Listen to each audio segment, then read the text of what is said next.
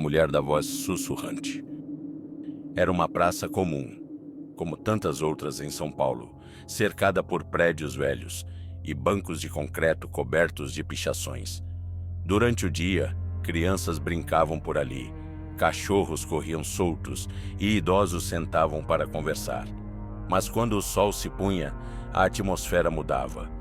O ar parecia mais pesado, e os poucos que ainda passavam pelo local aceleravam o passo, evitando olhar para o canto mais escuro da praça, onde ela dormia.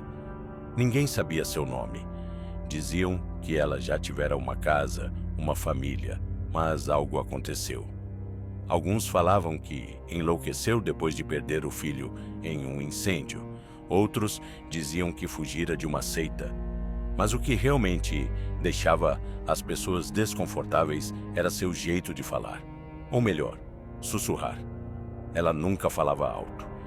Quem tentava puxar conversa mal conseguia entender o que dizia, porque parecia que suas palavras vinham de muito longe, como se ecoassem dentro da cabeça de quem ouvia.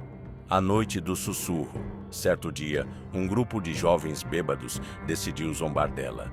O líder do grupo, um garoto chamado Douglas, se aproximou e gritou: "Ei, bruxa, fala mais alto!" Ela levantou a cabeça devagar. Seus olhos eram fundos, quase sem vida. A pele estava manchada e ressecada, como se ela não visse a luz do dia há muito tempo. Então, ela respondeu com aquele tom quase inaudível: "Vocês já estão ouvindo." Os garotos caíram na risada, mas um deles, Marcos, sentiu um arrepio subir pela espinha.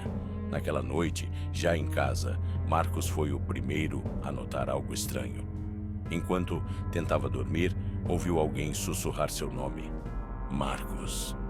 Ele se levantou, assustado. A casa estava escura e todos dormiam. Pensou que tivesse imaginado, mas então veio de novo, mais perto. "Marcos, me ouça." Ele trancou a porta do quarto, mas o sussurro não parava. Na manhã seguinte, chegou na escola com olheiras fundas. Douglas zombou dele, chamando-o de covarde. Mas na noite seguinte, foi a vez de Douglas ouvir o sussurro. Um por um, todos do grupo começaram a ser atormentados. Alguns sonhavam com a mulher, parada no pé de suas camas, murmurando coisas incompreensíveis. Outros ouviam sua voz nos cantos escuros da casa. Um deles acordou de madrugada e viu algo ainda pior. A mulher parada do lado de fora da janela, encarando-o com um sorriso doentio. O desaparecimento. Depois de algumas semanas, ela sumiu. Ninguém mais a viu na praça. Alguns disseram que a polícia a levou. Outros afirmavam que simplesmente desapareceu. Mas os moradores antigos juram que, se você passar por lá depois da meia-noite e ouvir um sussurro fraco chamando seu nome, não responda, porque pode não ser só a sua imaginação.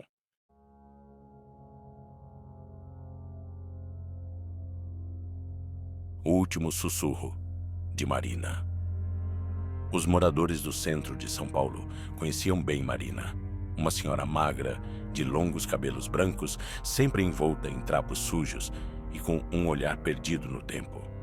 Ela vagava pelas ruas sem rumo, murmurando para si mesma e às vezes rindo sozinha, mas havia algo estranho nela, algo que fazia até os outros moradores de rua evitarem se aproximar. O boato era que Marina não estava sozinha, e não porque tinha amigos ou parentes, mas porque algo a seguia. O começo da assombração. Diziam que Marina havia sido uma mulher comum, com família, casa e um futuro pela frente. Mas algo aconteceu. Um incêndio destruiu sua casa, levando seu marido e seus 2 filhos. Depois disso, ela nunca mais foi a mesma. Vagou pelas ruas, recusando a ajuda de qualquer um, e começou a falar sozinha. Só que o problema era o que ela falava. "Eu vejo eles", dizia com um sorriso doentio. "Eles me chamam, mas ainda não é hora." No início achavam que era loucura, mas quem prestava atenção notava que, às vezes, Marina parava do nada, no meio da calçada, e olhava fixamente para algo que ninguém mais via. Seus olhos se arregalavam e ela ficava imóvel, como se estivesse ouvindo alguém muito de perto. E então vinha o sussurro.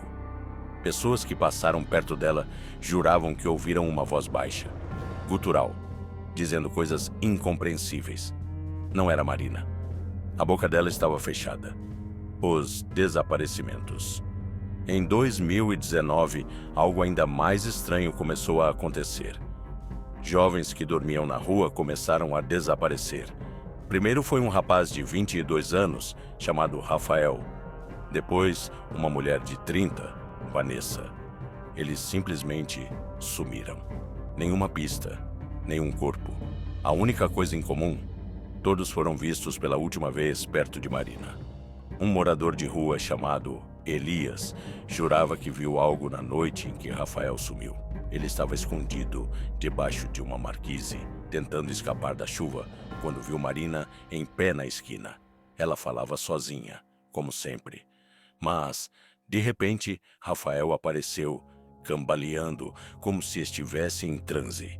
Marina estendeu a mão para ele. Elias jurou que viu uma sombra ao lado dela. Algo alto, magro, com braços longos demais para um ser humano. Ele piscou e a coisa desapareceu. Rafael também. O chamado final. O tempo passou e Marina ficou ainda pior. Seu corpo definhava, seus olhos estavam fundos, mas o sorriso nunca sumia. Até que, uma noite fria de agosto, ela começou a gritar. Os moradores da região acordaram assustados com os gritos dela. Mas o que realmente congelou o sangue de todos foi o som que veio depois. Um riso. Não o riso de Marina, mas algo grave, distorcido, que ecoou pelo beco escuro. Alguém chamou a polícia, mas quando os oficiais chegaram, tudo o que encontraram foi um rastro de sangue que levava até um muro coberto de pichações. No meio dos rabiscos, uma mensagem estava escrita em algo escuro e pegajoso. Ela veio conosco. Marina nunca mais foi vista. Nem seu corpo, nem seus trapos, nada. Ela simplesmente sumiu, como os outros. Mas, de vez em quando, à noite, quem passa pelo beco jura ouvir um sussurro vindo do escuro. Um sussurro fino, arrastado, que diz: ainda não é sua hora.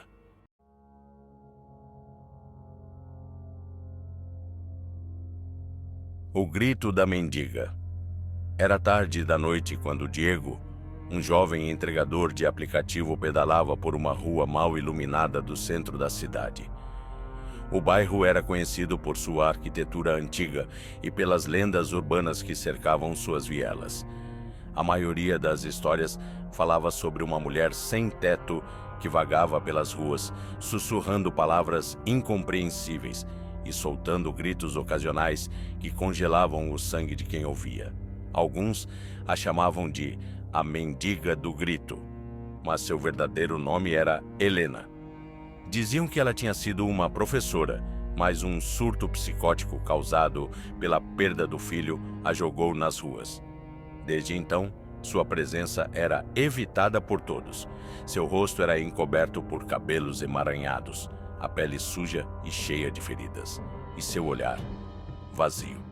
Naquela noite, Diego virou a esquina e viu Helena sentada no meio-fio, de costas para ele. O corpo frágil tremia levemente e ela parecia balançar para frente e para trás, murmurando algo. Ele sentiu um arrepio subir pela espinha, mas decidiu seguir em frente. Quando passou ao lado dela, Helena parou de murmurar e ficou completamente imóvel. O silêncio foi absoluto. Diego apertou o ritmo da pedalada, mas antes que pudesse se afastar, ouviu um som terrível, um grito.